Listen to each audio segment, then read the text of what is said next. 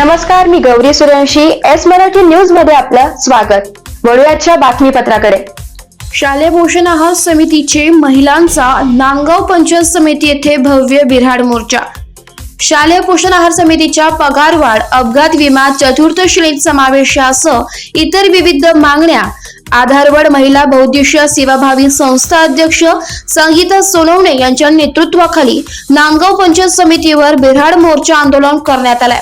हुतात्मा चौक येथून मोर्चाला सुरुवात करण्यात आली व पंचायत समितीवर या मोर्चाचे बिऱ्हाड आंदोलनात रूपांतर करण्यात आले. शालेय पोषण आहार शिजवणाऱ्या महिलांना अशा सेविका, अंगणवाडी सेविका, मदतनीस यांच्यासारखी विमा संरक्षण देण्यात यावे, यासह चतुर्थ श्रेणीत समाविष्ट करण्यात यावे, यासह इतर मागण्या संदर्भात आधारवड महिला बहुउद्देशीय सेवाभावी संस्था अध्यक्ष संगीता सोनवणे यांच्या नेतृत्वाखाली बिऱ्हाड मोर्चा आंदोलन करण्यात आले. यावेळी राज्य सरकार व केंद्र सरकारच्या विरोधात जोरदार घोषणाबाजी करण्यात आली आहे. यावेळी आंदोलनात सचिव आशा काकळीज, सरला मोडे, मनीषा बाभड, सुनीता कुलकर्णी, पुष्पा पठाडे, वैशाली टिळेकर, नफिसा शेख यांच्यासह येवल्याचे संजय जमधाडे, संतोष उशीर, रामदास डोके यांच्यासह इतर शेकडो महिला मोठ्या संख्येने उपस्थित होत्या. आज आम्ही इथं आधारवड बहुउद्देशीय सेवाभावी संस्था याच्यामार्फत जे बिऱ्हाड मोर्चा काढला. आमच्या प्रमुख मागण्या अशा आहे की सरकारने आम्हाला एक तर कायमस्वरूपी कामाला ठेवायला पाहिजे किंवा आम्हाला पिऊनचं मानधन. कारण शाळा आमच्याकडनं शाळा झाडण्यापासून तर दिवसभर काम करायपासून आम्ही सर्व काम करतो. आणि त्याच्यामध्ये मेन आमचे मुद्दे असे की जी व्यवस्थापन समिती शाळेने स्थापन केली आहे ती व्यवस्थापन समिती डायरेक्ट महिलांना विनाकारण महिलांना कामावरून काढण्याचं काम करते. म्हणजे मुख्याध्यापकांचं काम व्यवस्थापन समिती करते, तर त्यांच्यावर दबाव येतो. ते आम्हाला राजकीय याच्यामध्ये कामावरून कमी करण्याची धमकी देता, नाही तर मुख्याध्यापकांना सांगता का तुम्ही या बाया कमी केल्या पाहिजे. तर सरकारने जी लाडकी बहीण योजना काढली, एका लाडक्या बहिणी योजनेत एका बहिणीला न्याय देताय आणि दुसऱ्या बहिणीवर अन्याय करताय.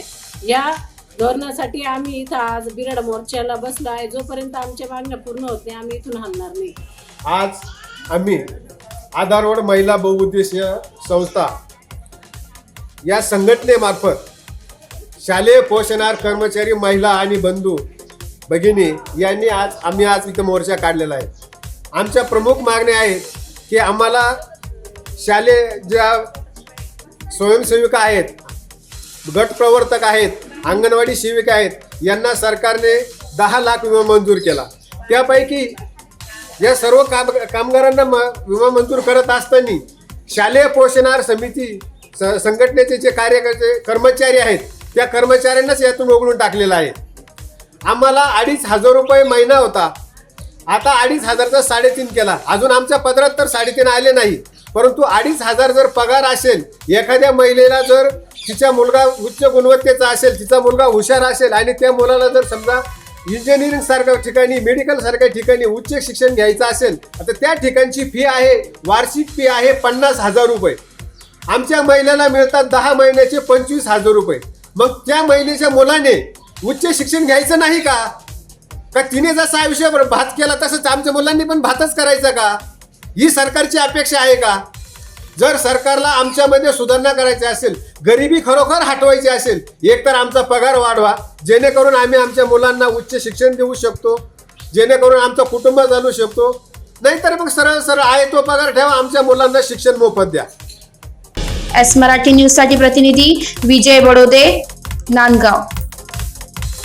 अशाच ताज्या घडामोडी जाणून घेण्यासाठी आमच्या एस मराठी न्यूजला लाईक करा, शेअर करा, सबस्क्राईब करा आणि पाहत रहा एस मराठी न्यूज.